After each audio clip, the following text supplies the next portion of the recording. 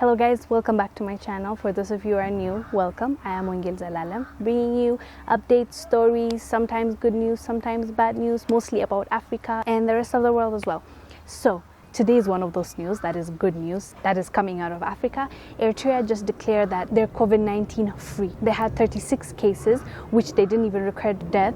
And from those 36, all of them have come through it and they've received their treatments and they're now COVID-19 free. And so this is really awesome news. It's sad to hear that people are dying all over the world and we're not in control because it's really a virus and there's not much that we can do actually at this moment, because the scientists didn't come up with anything to prevent it. We're not being told anything tangible to do or to take so that we protect ourselves. It's usually wash your hands, wear a mask, stay home. So, it's really nice and refreshing to hear, especially coming out of Africa, that there are countries now which are free of the virus. I'm really happy for our brothers and sisters in Eritrea. This is a really good news, and I'm really glad that you are defeating this. Well done for such a small country.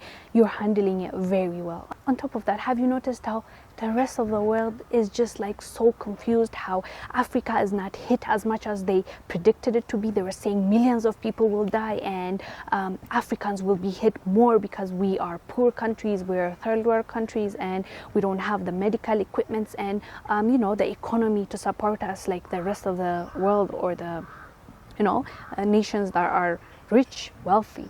So that was the prediction, as you heard, all over left and right. They were like, oh, Africa, oh my God, if it hit Italy like this, if it hit America like this, if it hit France like this, what is going to happen to Africa?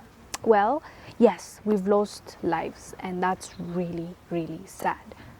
But if we're going to compare, and if we're putting in comparison with the rest of the world, like let's say America or China, or take any country or continent and put it next to Africa, we didn't lose a lot of people, and basically we've come out of it like on top. Yes, it's not over yet, but until now, if it was up to their prediction, their scientists' prediction and the West's prediction, we should have lost millions of people.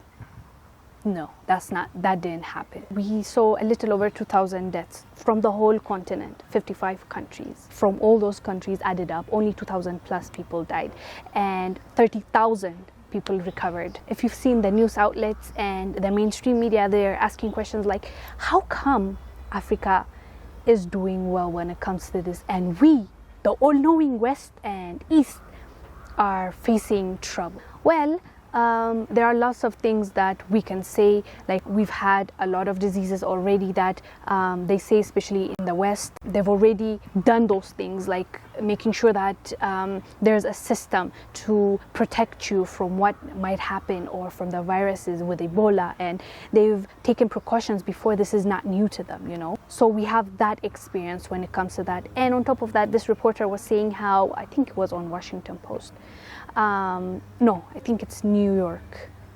I'll put it up. So she was saying how she believes Africa is handling it way better because she was traveling, and before the shutdown she was in Africa, and she saw when she was about to leave, she saw how they were taking caution at the airport. They asked her where she's been, where she traveled. They take her heat and take all the precautions, and she left. And she was saying how, but when she went to where she was supposed to go in Europe, it's like nobody checked her temperature, nobody took her travel itinerary and see if she's been in contact with people. Nothing, not even a heat. They didn't even take her temperature, so they let her in. And she's like, no wonder why we're being hit like this, because Africans have taken it way more seriously than us. So that's what she was writing about. I also have to give applause to the African leaders. If you remember, when the first case, some countries were even shutting down before they recorded any case, but like Ethiopia shut down after they heard the first case. Kenya,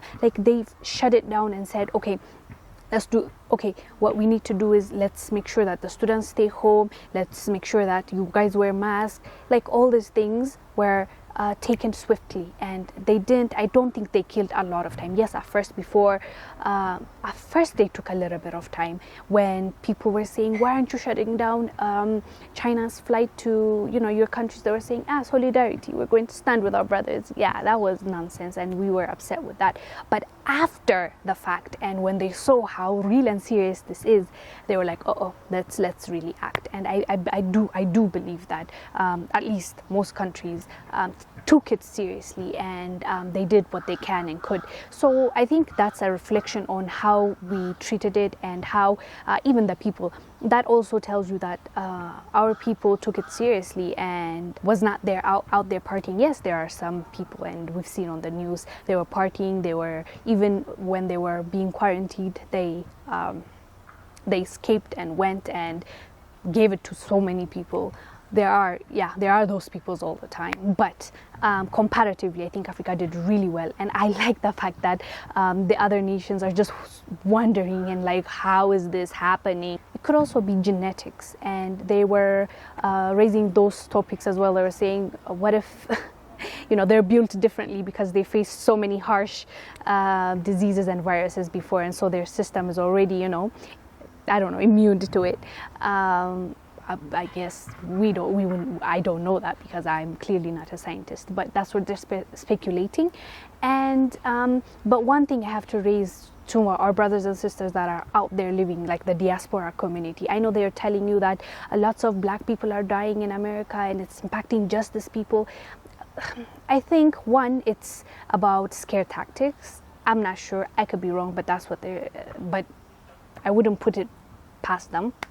The other thing is, you have to put into consideration that if you already have a weak immune system, if you had asthma, or if you had diabetes, like all these things that can make it easier for that virus to attack your immune system, that is also need to be put into consideration. But not only that, for example, like in New York, where people are, a lot of population is living like together, of course you'll have more chance than the suburban, like that's common sense. So I don't want that to feel, I know I have a couple of you watching me from the US. I don't want you to be scared because they tell you black people get hit more. No, look at us.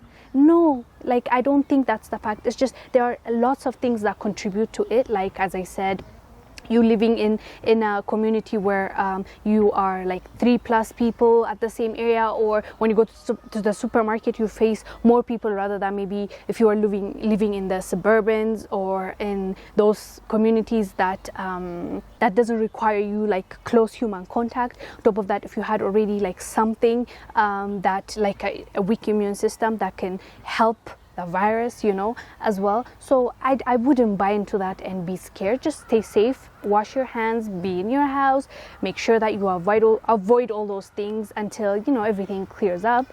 But I don't know about that, because it doesn't make sense. Why now all of a sudden COVID is a racist? When it comes to America, it's like white people, no, just black people, and then when it comes to Africa, it's just not you, and it doesn't make sense. So just take care of yourself, that's what matters, and we will be okay.